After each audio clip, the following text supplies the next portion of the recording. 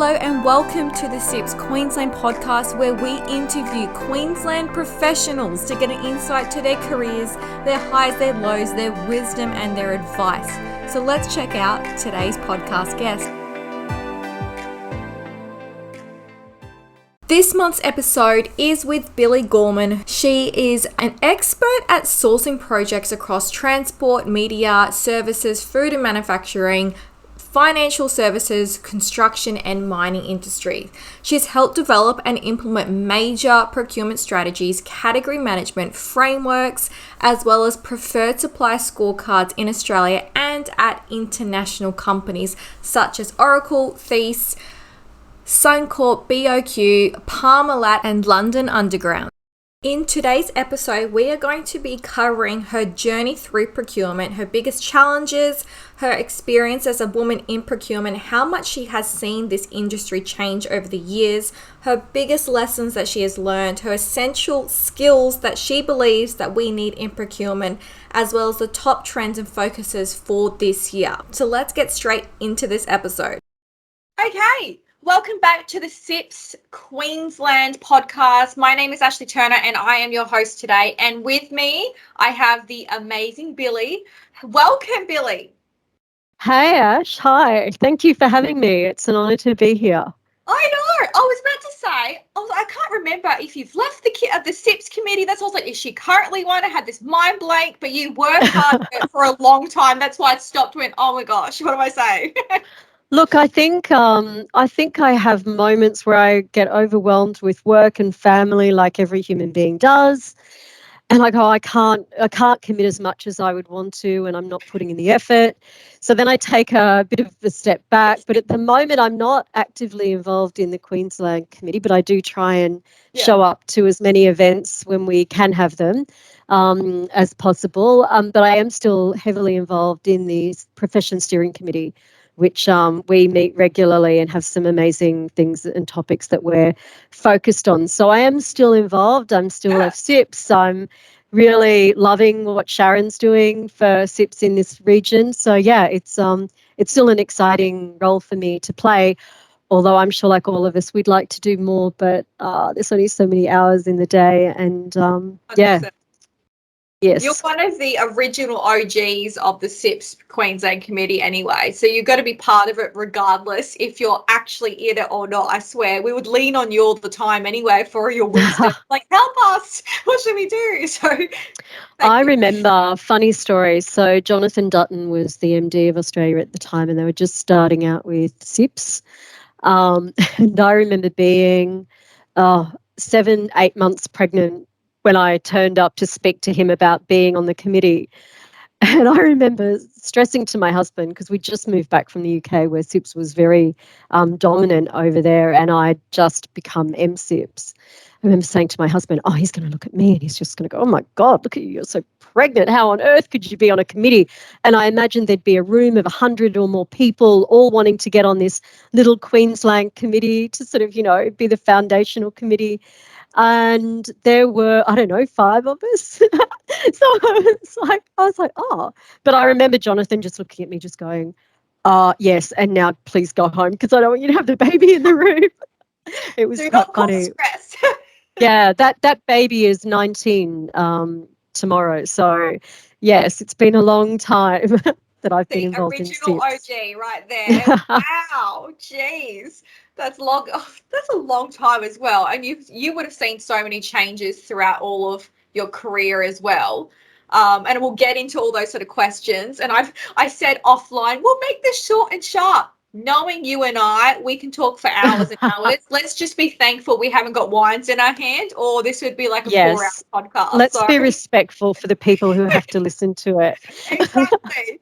So I'm going to kick off with the most cliche question that we always ask in procurement.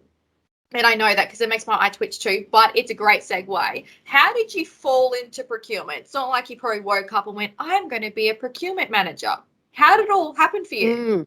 Well, I fell out of journalism, I think is probably what I would say. So I went to London on a one-way ticket, wanting to go over there. I just got my journalism and economics and political science degree. Literally that morning I found out I'd passed. got on my flight, went to London, went over there to try and do a bit of volunteering for Oxfam and get a job as a journalist. And the pay was, £7,000 per annum or something ridiculous. I know. And I was like, I can't live on that. I'm living in London. I'm living my best life. I can't live on that. So I thought, I'll just go temping and come back to journalism later. I'll do that later. So I went temping for, I think, £14,000 a year. So it was double to be a temp in a project team. And then I saw Russ Mason, who now lives in Australia, was running an IT procurement team for London Underground, and they looked like they were having a lot of fun. Guy Schofield, who's also working in Australia as well, was in that team, and I was like, they look like they have a lot of fun. And Guy was an Aussie, and they were, like a bit loud. And so I went over and I just said to Russ, hey, I really like, the vibe over here. Can I move across? He had to hide me under the table. It sounds ridiculous, and it was a lot of fun, but he had to tell the person that I was working for that I was moving across, and she was known to have, a bit of a temper. So I'm hiding under the desk while you tell her. That's my recollection of it anyway, Ash. It was a long time ago, but that's how I felt. I don't know. I chose to move into procurement, but I know a lot of people fall into procurement, and then love it and don't leave it. But yeah, I think I'm one of the few that actually chose it. I didn't study it at university. I didn't even know what it was back then. But certainly, that team seemed to be having a lot of fun. So yeah. What did you think it was versus now? You now buying know stuff. what it is. Yeah. Just buying stuff. Yeah. I was a junior buyer though, so that's really what all I was doing was just making sure requisitions got from us to through the system and to the supplier. So I just thought it was buying stuff. And then, as you evolve and you know more, it's about, the scope and the specification. It was IT procurement, so there was a lot of technical knowledge. I fell in love with software development and that sort of side of the IT procurement world. And I like the diversity of procurement, because even in technology, you could be talking about, networks or satellite uplinks or software developers or software, platforms. So even then, or it was, contracts, or it was meeting with a supplier to talk about a new product, or, the diversity of people even, from one of my very, very good friends, and I hope I can send the link to him and he'll listen to it, John Liknovich, was working at London Underground, and he's still a good friend of mine today. We're probably, 30 years older, but I remember bouncing into his cubicle and he was the chief architect at London Underground, and I was like, hey, what do you do? I'm Billie, I'm from Australia, and I've just moved into procurement. And he was just like, oh, okay, well, let me tell you what we do. And so, and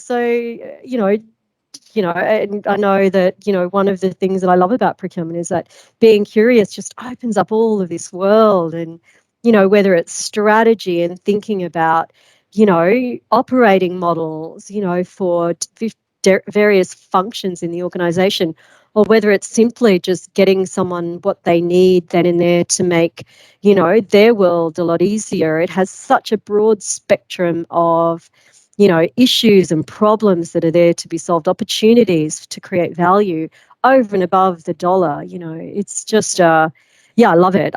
I really can't, talk about it more. We, at Rio, we did a review. I'm sorry, I'm probably jumping all over the place, so forgive me. Fine. We did a review last year that I was fortunate enough to lead because I was quite new to Rio. And I remember saying to the VP, thank you, because I'm so passionate about us getting this right, because, everywhere has an opportunity to improve its processes, how we do things, where we invest in either technology, AI, digitization is, very topical for a lot of organizations. So, but I'm just really passionate about, what we can do for organizations. So it's one of those functions that you will find a strength somewhere. Like if you're really introverted or really extroverted or really creative or really logical right down to the sort of fact, you will find somewhere. And it's the one area in the business where you can see the differences you're making. It's not just something in a spreadsheet. It's live and breathing, and you can see it. And it's it's really rewarding, isn't it? Seeing it all. Absolutely. And I think what's disappointing is that, you know, and I'm going to be really frank here, is that we are a risk prevention department, right? Procurement was initially put in place because we couldn't trust the business going directly to suppliers, hashing out a deal, putting a contract in place. You know, we needed some, whether it be, you know, unbiased or, you know, splitting roles and responsibilities, or however you want to label it. We were brought in to help create some, you know, unbiased view on what people bought, you know, and I think now we've got rules on top of us. So if you think about it, you're in the business and you want to buy, I don't know, let's make it easy, a mobile phone. And you go through procurement to get a mobile phone, and then procurement have got 15 rules that they have to comply with. And then you hear it, oh, I have to go through procurement. And so it's so disappointing for me that quite often we get seen as just a process, you know, part of a transaction. And I really would love for procurement as a function to find a way of automating that process so humans don't have to touch it. It follows rules that are defined, and then humans touch the big stuff, the strategy stuff, the complex stuff, you know, because I do think that we do ourselves a disservice by creating all these rules, being the gatekeepers for audit, for risk, for compliance. You know, then the function gets blamed for, you know, perceived bottlenecks that we're creating. So for me, ambitiously, I mean, I would love for us to find a way where, you know, risk, audit, compliance, you know, all the rules are taken care of automatically. And then it's just the things that pop out of that are a little bit unusual or unique. And then, you know, we get to focus on the big, complex, meaty stuff, the I cool love stuff. that. Yeah. Yeah. Stuff that us little procurement nerds love. I used to always say I'm the relationship counselor. Like the company's the wife, the vendor's the husband. I'm just here to facilitate the issues Great. that come up. I'm Switzerland. I'm your relationship counselor. And they used to Brilliant. always laugh. But once you step back to all of it, ideally it's really the people that tend to be the issues all the behaviors or the culture or all that sort of perceptions and stuff. So you really feel like you're a bit of a counselor at times between bringing everyone all together. Absolutely. Yeah, you're absolutely right. Yep. My next question for you, which I think we're sort of touching on, what has been some of your biggest challenges in procurement over your career? Oh, look, you know, I was quite a small, youngish female when I started out in a, you know, engineering, you know, company. So, and I worked in a lot of engineering-based companies, male-dominated companies, when I was, you know, in my mid to late 20s, all through my career. Gosh, I'm at Rio now. So, you know, I think I didn't find it challenging being a woman in an office or a woman in a boardroom or a woman in a meeting. I guess I'm lucky and fortunate enough to have confidence on my side and a bit of attitude. Maybe that's because I'm an only child, I don't know. But I never found that to be an issue. What I found to be an issue, and, you know, and it happened at a few companies, was that ability to build strong networks in the workplace as a woman. So the boys would go golfing, the boys would go cycling when cycling took over from golfing, the boys would go to the pub. And I remember in particular in London, not at London Underground, at a different company I worked at, that culture of after work drinks was really strong. And I hated missing out on that ability to build those really strong personal relationships with work colleagues because I was, you know, a female. And it definitely was frowned about. You got to, you know, that you got reputation, you know, like it was just awful. The culture was just awful. I'd like to think it's not like that now. You know, I wouldn't hesitate going for, you know, a coffee with a male colleague or something like that. I think those days are well, hopefully they're gone. And women do a strong role in that, by the way, because we were often the ones calling out the, you know, being the problem, you know. Yes, the men were creating that situation, but we weren't kind to each other back then either. So that's one of the sort of challenges coming through the ranks. I don't have that now. I think the other one, and it's probably not unique to procurement, is building really good teams. So you can hire really good individuals and you can train and coach and lead really good individuals, but getting really great teams that work well together is such a challenging thing to do, because first you have to hire them, then you have to get them to all play nicely in the sandpit while they work out who's who, and then you see how they transform. And when you have worked in really, really great teams, everybody knows it. The whole team knows it. And I quite often hear from some of the old teams that I've managed to getting them and hanging on to them is the other thing. But they all, look back on that with such fondness, because it's probably one of the biggest challenges, I think, is creating exceptional teams and then keeping them.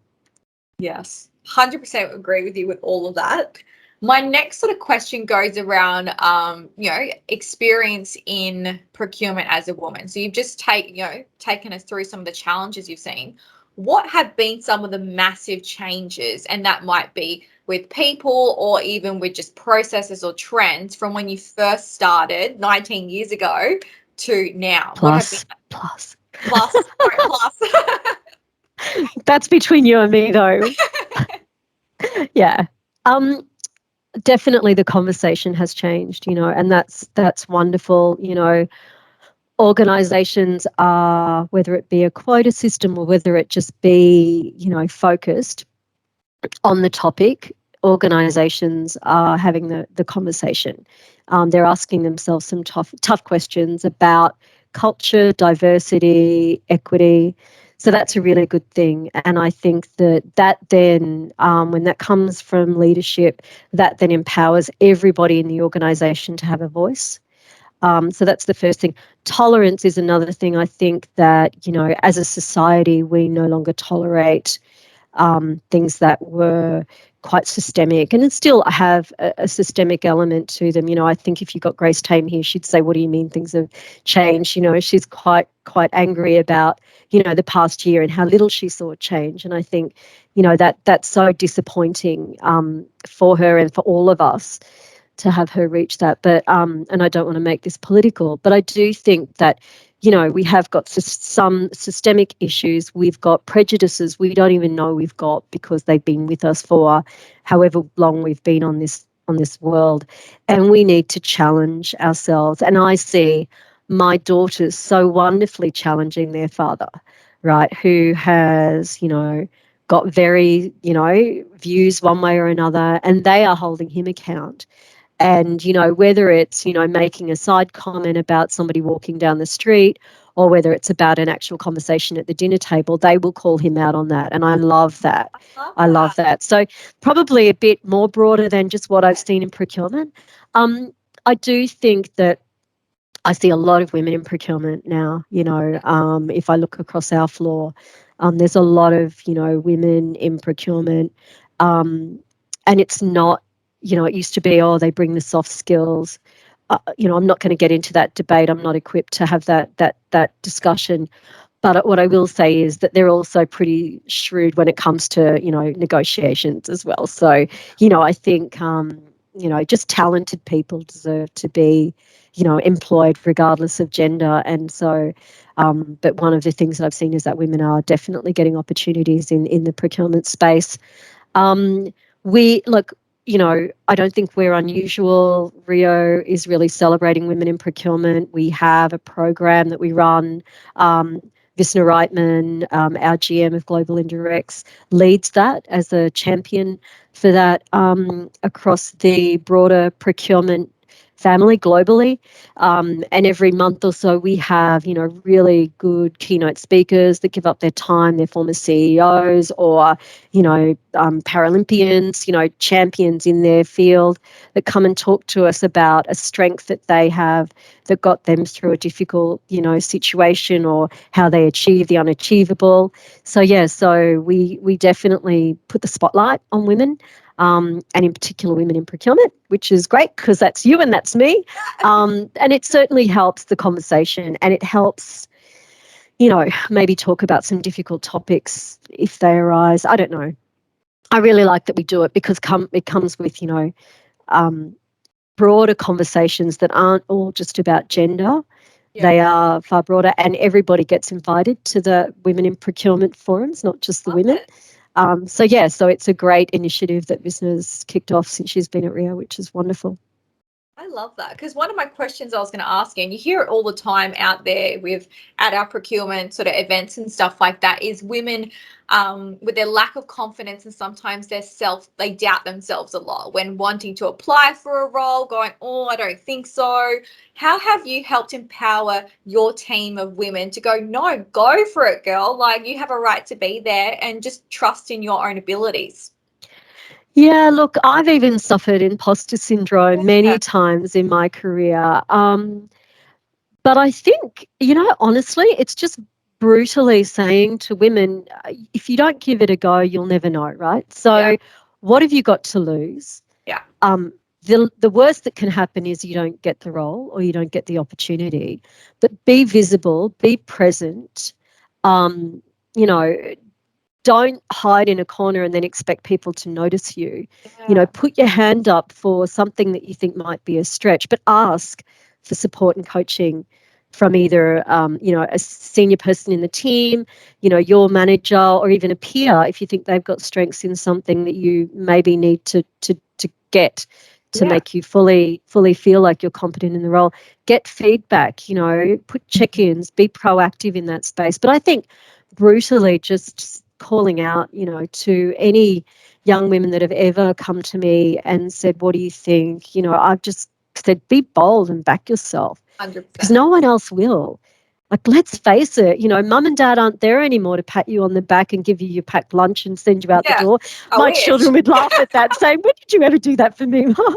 But, mum and dad aren't there to do that anymore. So if you aren't, belt and bracing yourself up for a challenge, then nobody else does. But get into, there's so much out there now, the wonderful world of, Ben Crow's Mojo, who coached Ash Barty back into her success and did a whole lot of work with another, a lot of champions. Dylan Alcott is another one. You can get Ben Crow's program.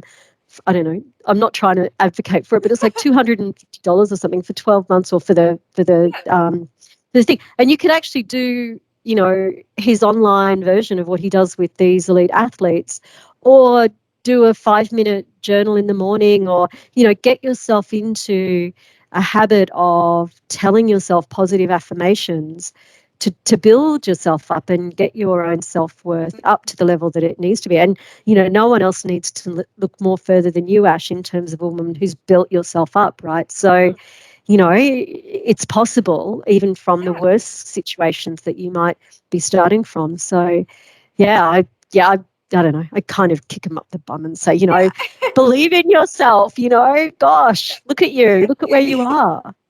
Yeah. We're very similar like that.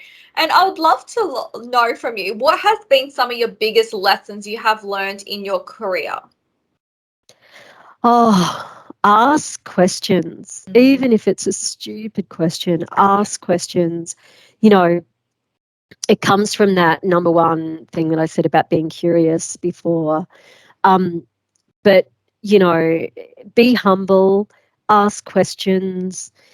Quite often you won't even be looked at twice, right? If you ask a question and you're like, oh my God, this is such a stupid question, I don't want to ask it, but ask questions. So the biggest lesson I've learned in my career is ask questions. And if I am a bit intimidated to ask in front of a forum because I'm supposed to be the most senior person, and I mean, it really happens that I'm the most senior person in the room, but it rarely happens that I don't kind of, grab that strength that I tell other people to grab and ask and I maybe even precursor by going, hey guys, I know that I'm, the least technical person in the room, so forgive me if this is really stupid.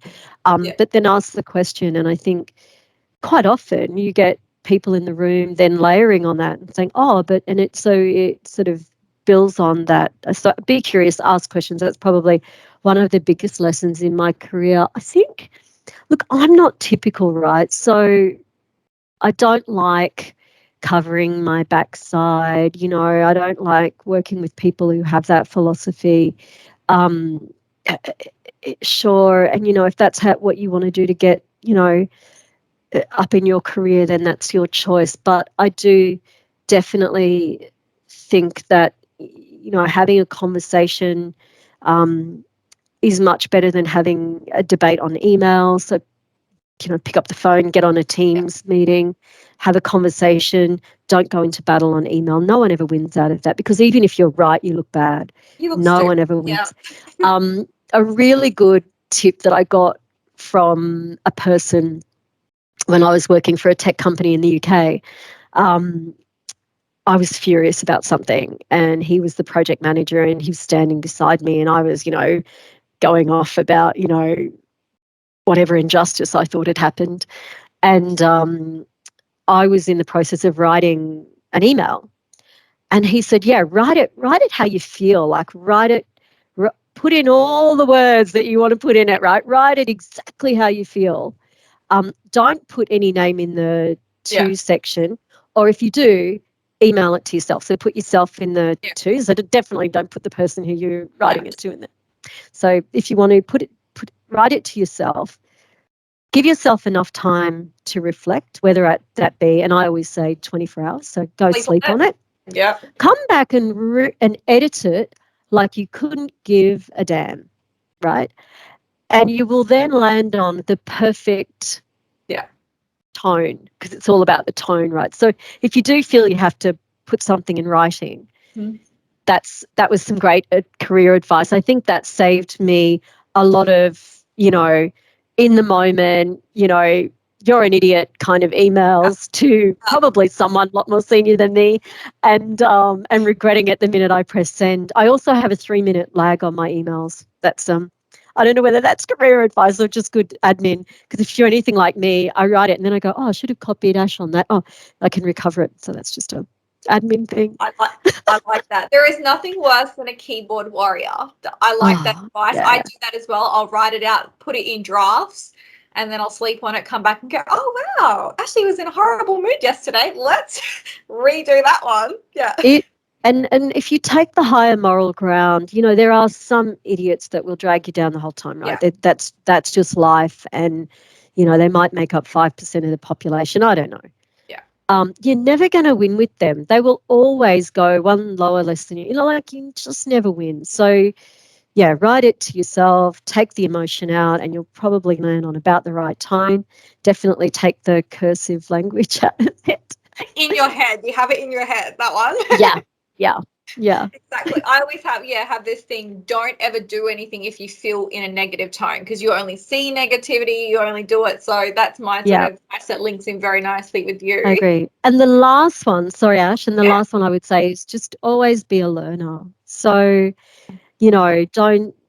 and I don't even care whether it's a curiosity in procurement or it's about world events in, Russia and Ukraine, or what's going on with Brexit when it was going through, or what's happening in the United States. I don't really care where you find your passion for learning sitting, but just be a life learner. That would be my other career advice. Makes you more interesting as a person.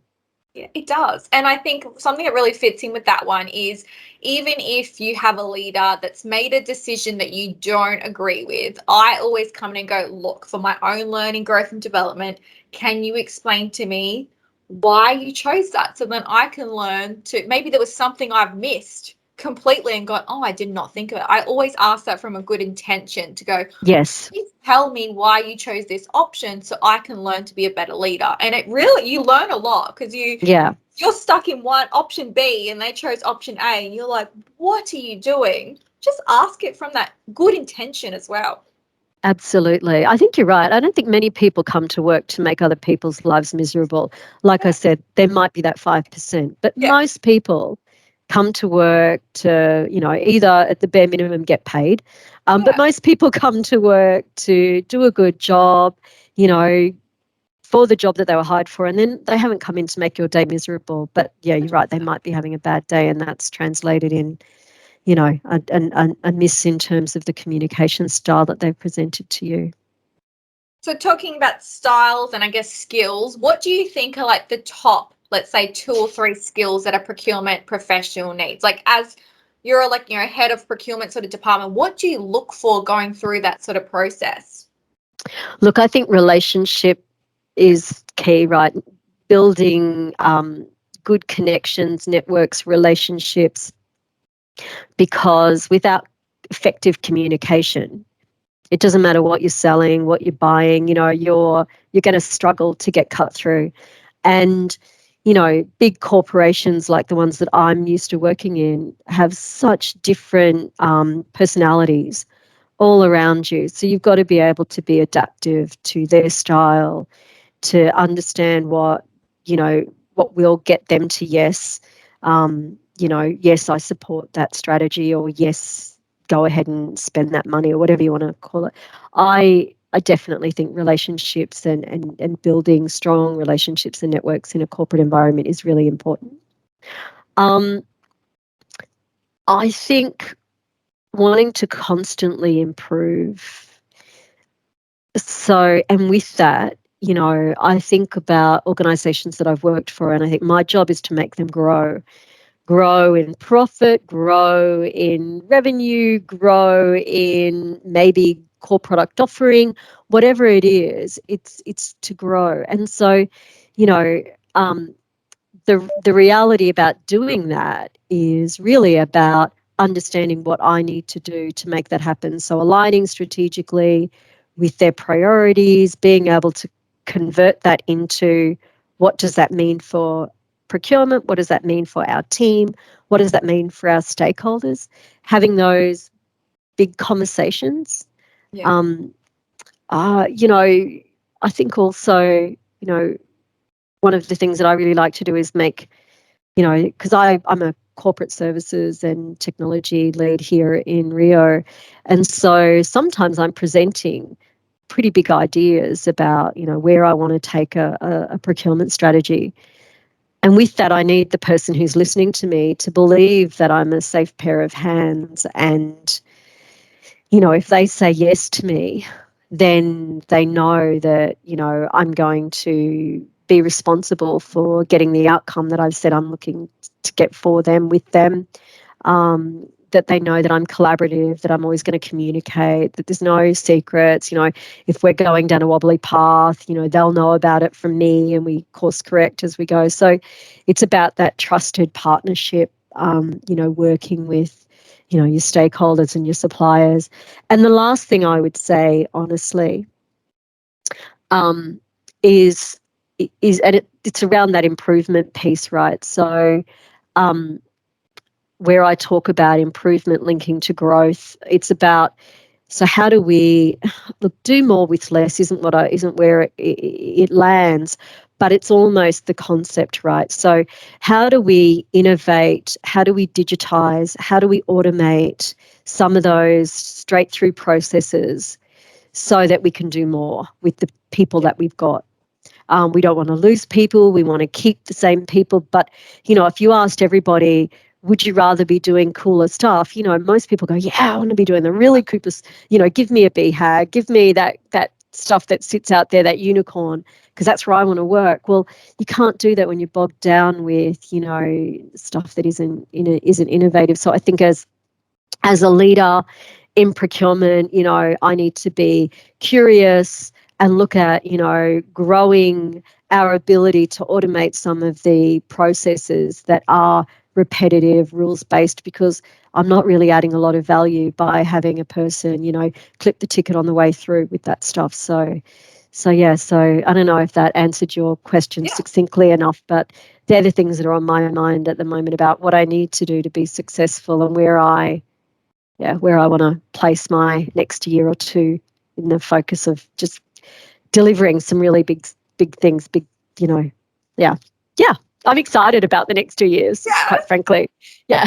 anyone applying for a Rio Tinto, we now know what Billie wants. So there you go. You heard it firsthand for that one. I love that. That was literally a mixture of my next question, which is what are you focusing on, which literally you just answered that ahead of time. So she's great like that. So my final sneaky question for you, and your eyes going to twitch because you like to be in control and know what's going on. Quite simple is, do you have like a career motto or quote that you live by? Yes. You can have it all. You just can't have it all at once. Oh, I nearly choked on it. So you can have it all. You can have an amazing life, amazing career, amazing family. But I do think that for most of us, unless you're fortunate enough to, I don't know, whatever, you have to prioritize as you go along your life journey. And you don't need to, kill yourself by trying to have it all at once. I've taken years out. I took a gap year when my daughters were 6 and 9. My husband and I went backpacking around the world. I worried that in the middle of my career that would be career limiting. I spoke to, and not to name drop, but Tanya Seary was in the room with Betsy Harrington, and I was there sitting there going, I think I've made the wrong decision. I've just been a CPO at Bank of Queensland.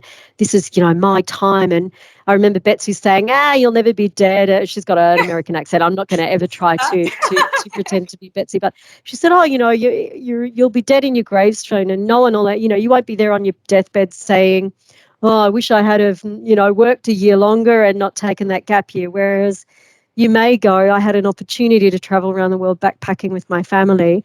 A thing that my husband and I, when we were just dating, we were backpacking, coming back from the UK to Australia, and we took a 6-month time to get here. And we remember seeing a family with 3 children back, they were backpacking, and they were in Naxos, which is a little island in Greece. And I remember us both turning and saying, oh my God, if we have kids, it would be very cool to go backpacking. Yes. So I don't know how many years later it was, probably 9 if I think, because I think I might have been pregnant with Cam. Anyway, it doesn't matter. But we made it happen. And the point being is that, I did come back, I did find my career, pick it up, I don't really care now whether I lost the opportunity to be in Simon Richmond's shoes, the VP of Procurement for Rio. I don't really care because I'm enormously happy and grateful that I took that year. And, no one ever takes those moments away from you. As a mother anyway, I found it to be enormously rewarding as a human being to have that opportunity. So, you can have it all. You can just not all at once. I like that. I'll teach myself that daily when I'm all stressed out. I'll tell myself that. Yeah. Well, honestly, thank you so much for your time today. As I said, we've tried to keep it pretty short for us. I'm very proud of us right now. We should be, pat on the back for that. But thank you so much, Billie. And I hope everyone listening today has really got something out of it. If you have any questions at all, maybe shoot them through to Billie or myself. You can find us on LinkedIn. But honestly, thank you so much. Yeah. Oh, thanks, Ash. It's been a pleasure. It's always wonderful connecting with you. So thank you.